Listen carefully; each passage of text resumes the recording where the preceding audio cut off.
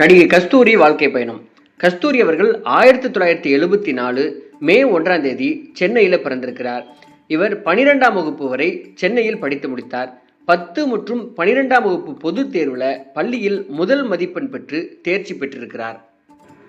1992ஆம் ஆண்டு மிஸ் மெட்ராஸ் அழகி போட்டியில் இவர் வென்றிருக்கிறார். கஸ்தூரி அவர்கள் 1991ஆம் ஆண்டு இயக்குனர் கஸ்தூரி ராஜா இயக்கிய ஆத்தா உன் கோயிலிலே என்ற திரைப்படத்தின் மூலம் நடிப்பு துறைக்கு அறிமுகமானார். இதைத் தொடர்ந்து அதே ஆண்டு சக்கரவர்த்தி என்ற திரைப்படத்தின் மூலம் மலையாள திரைப்படத் துறையிலும் அறிமுகமானார். தொடர்ந்து சின்னவர் 1992லையும், செந்தமிழ் பாட்டு 1992, புதிய முகம் 93, அமைதிப்படை 94, அன்னமையா 97 போன்ற முக்கியமான திரைப்படங்களை நடித்திருக்கிறார். ஒரு தென்னிந்திய நடிகை என்னும் 30 நிமிட குறும்படத்தினை கஸ்தூரி குறித்து ரிச்சர்ட் பிரேயரும்